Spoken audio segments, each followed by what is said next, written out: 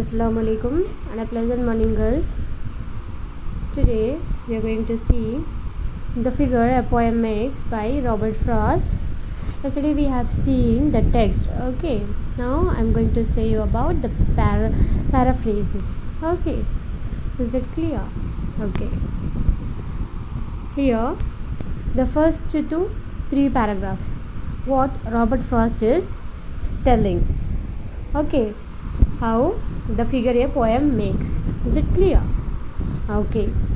Frost opens in the middle of the battle against what he calls abstraction, long accepted as part of the philosophic method, but now, in the first half of the 20th century, a new toy in the hands of poets.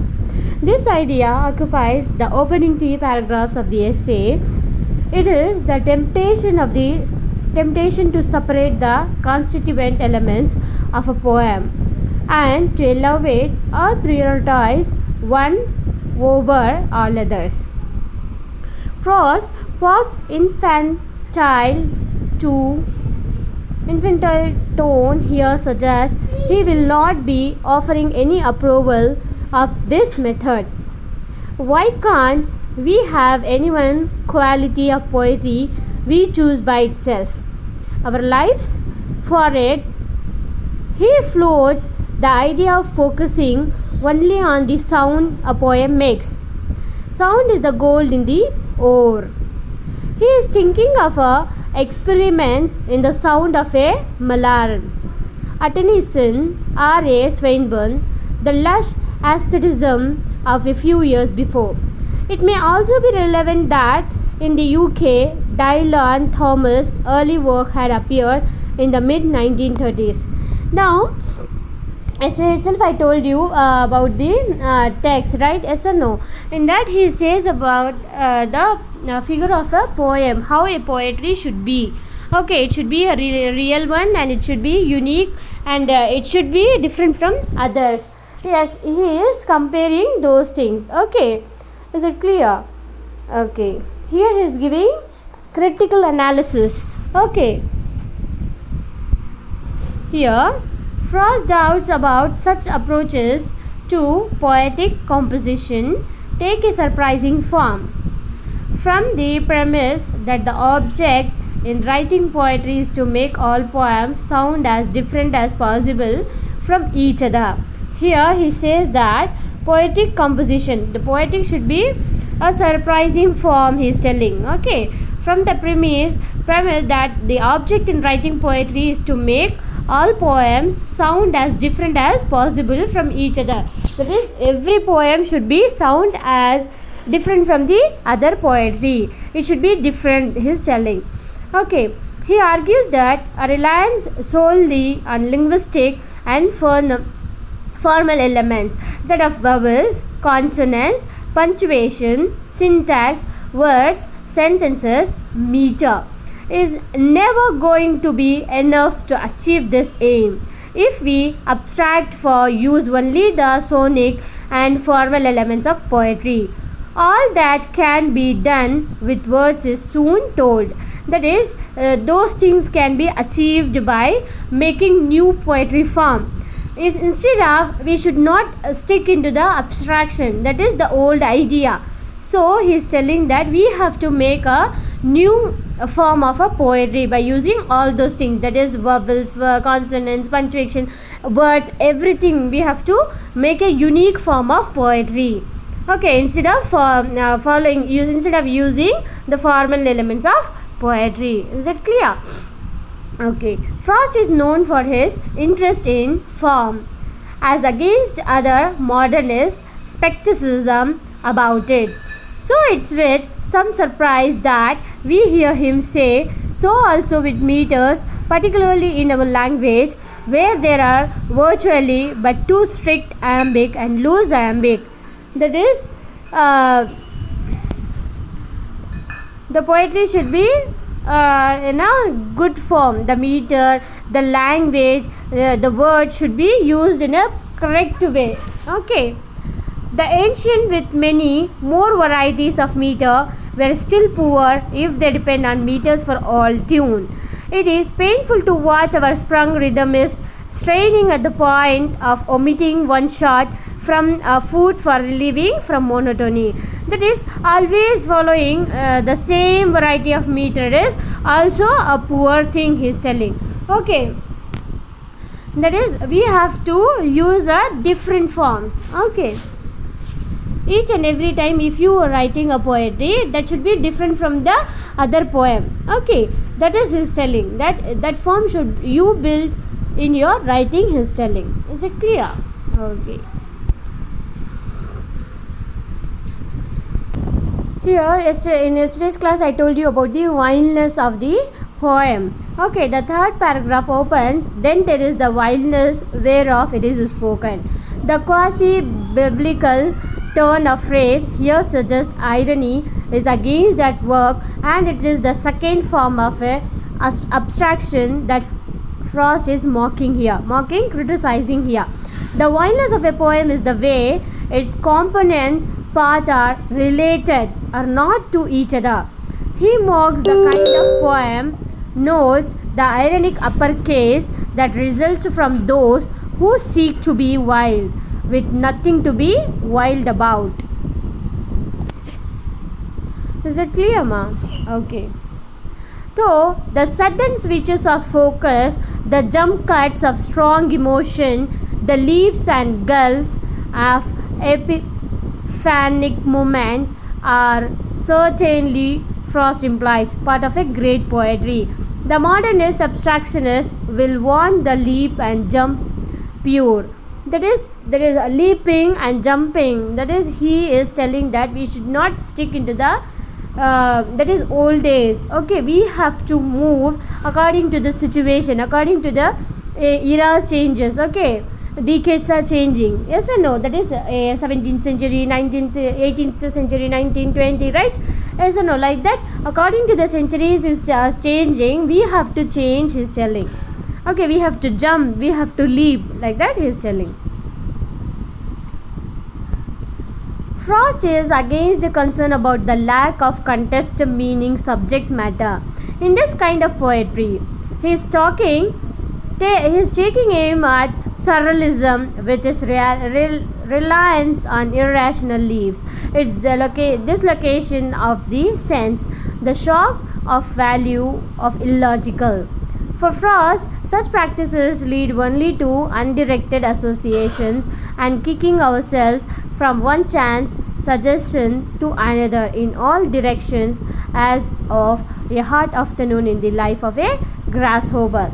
That is, he is comparing a life of a grasshopper, and that is in the hot afternoon, how it will be. Like that, he is comparing the poetry also. The create poetry that has something to say, Frost suggests for the second time that theme alone can study us down, a subject that shall be fulfilled. Now, theme and subject should be fulfilled, he is telling. Is that clear? Okay. Next we have fourth and the sixth paragraph. 4, 5 and 6. Is that clear?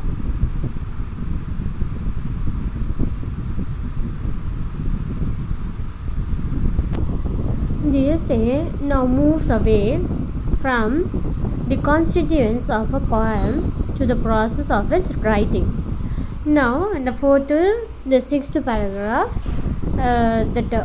poetry form, that is the process of sounds that is transformed in the process of its writing. Now it has come to writing, a process Frost sees as organic, instinctive, unpredictable, exploratory, holistic, and like love, an experience and source of pleasure.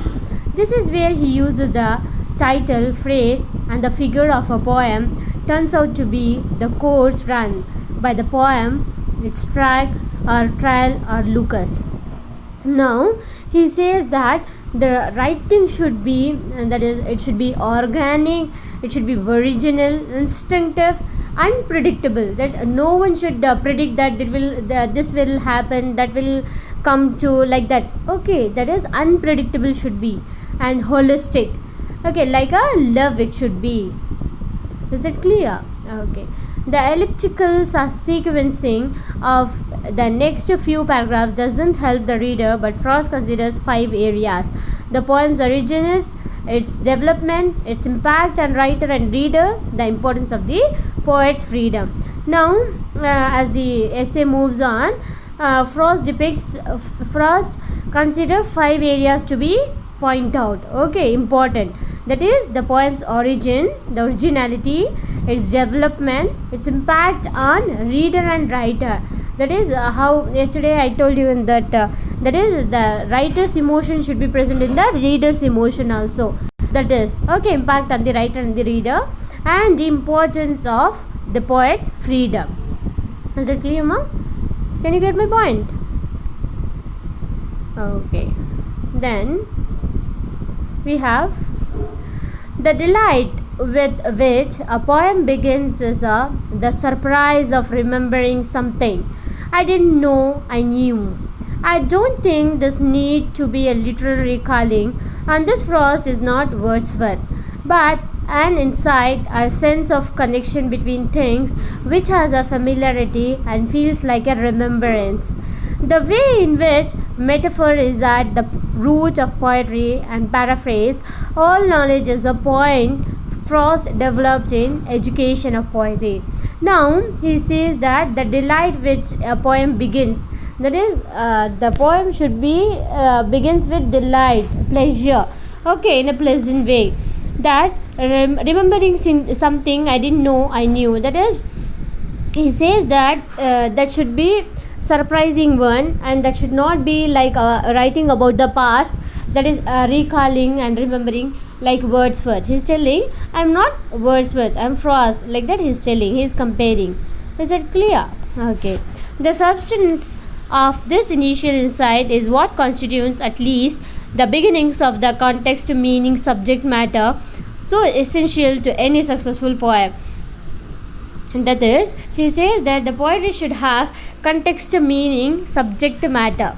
Okay, all poets will recognize such a movement as Frost describes. I am in a place, in a situation, as if I had materialized from cloud or risen out of the ground.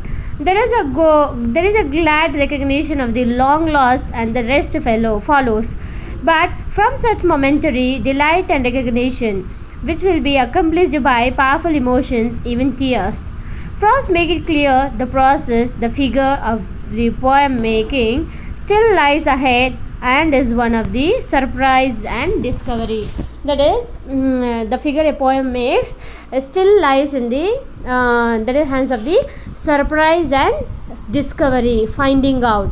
Is that clear? He says that is the poetry should be begins with delight and ends with knowledge. That is, he says that it should begins it lies in the surprise and discovery, finding out something. Is it clear, ma?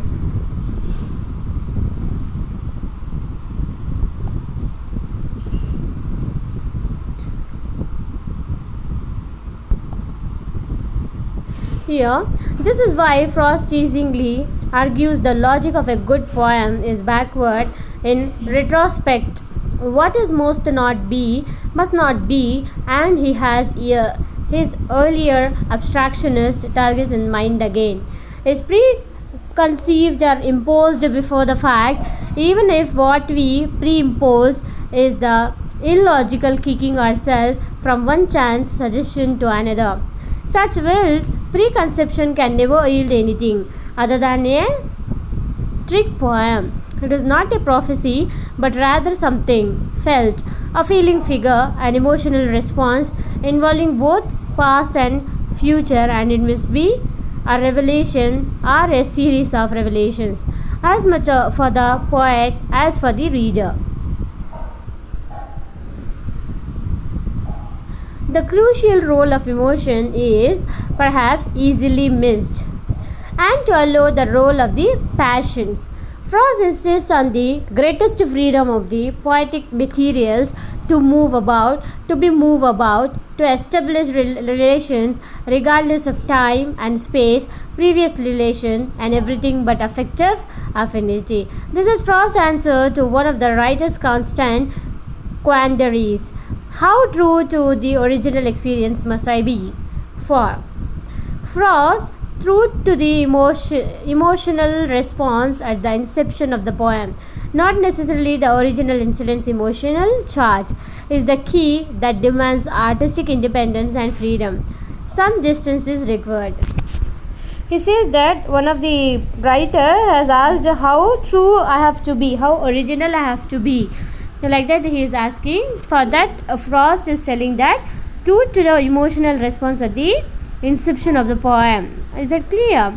And it is the key demand of the artistic independence and freedom. Some distance is required. Here in the 7th paragraph,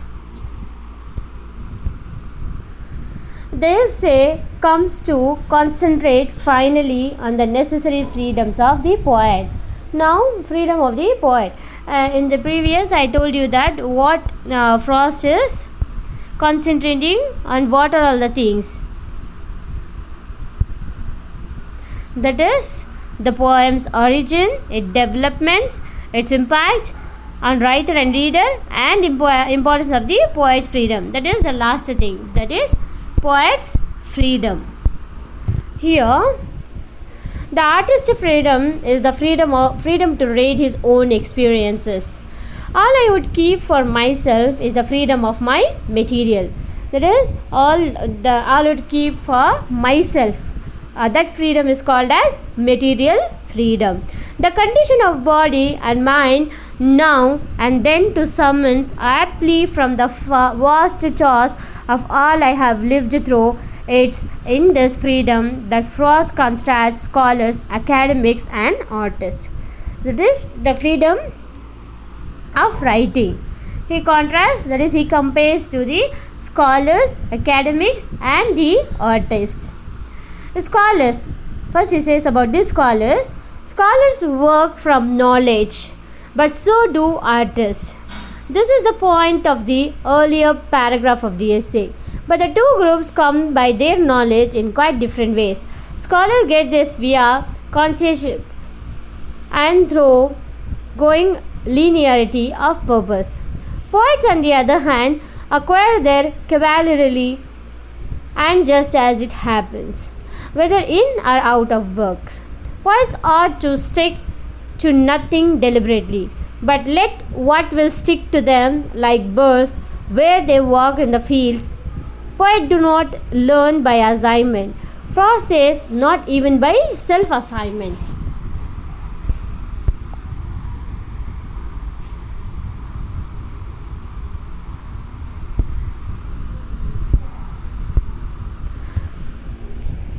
In the course of the figure, a new poem making,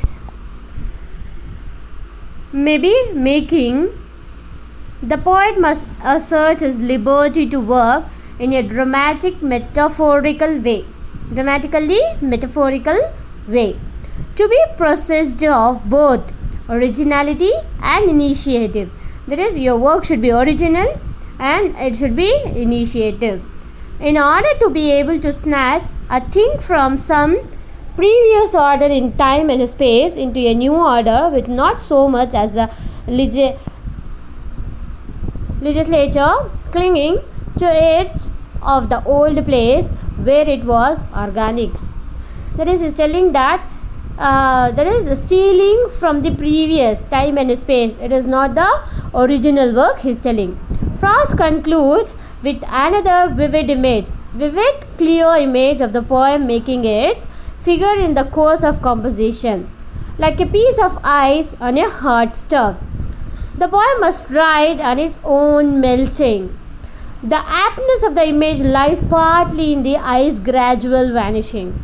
But a poem can offer is only ever momentary, and the frictionless quality reflects Frost's insistence that a poem cannot be worried into being through preconceived effortfulness.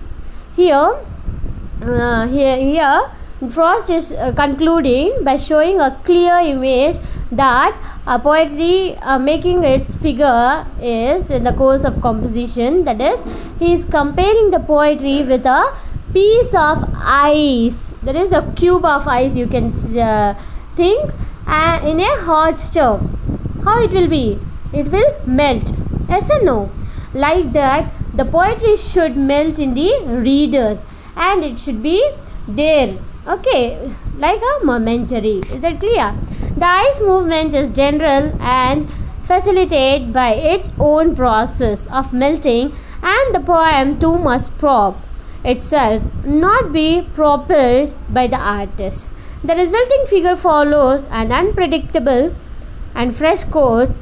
The link it draws from both past and present towards the future, offering temporary clarifications of all three for the poet, and something Frost does not explore here, perhaps finally broadcast, available and effective for its readers too. Here he says that is your poetry should be flow freely, spontaneously, that is continuous should be there. Your poetry should be original and it should not steal from the previous theme or subject matter. That is, your poetry should be unique and it should be different from one another. Is that clear? And if you are writing a poetry with the emotion of love or a failure or something else, you are writing about nature or something else, that should be felt by the reader by reading your poetry. That emotion should be come that is automatically into the reader. That is called poetry. Is that clear? Are you getting my points, ma? Okay. Here a small summary I have given. That is, Robert Frost's essay, The Figure a Poem Makes, talks about his own perception of how a poem should be and how people should view a poem. That is, how you have to view a poem and how a poetry should be. Is that clear? He mentions that all poems should be distinct from one another and should have wisdom that the readers can benefit from, not only to entertain them. That is, a poetry should not written for in the purpose of entertainment. Okay, it should give some information to the readers.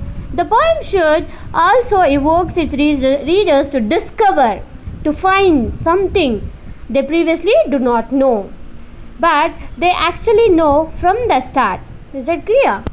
Frost also noted the relationship between the writer's emotion while writing the poem and the reader's emotion while reading the poem. He says that the relationship between the writer and the reader is that in what emotion he is writing, that emotion should be felt by the reader while reading a poetry.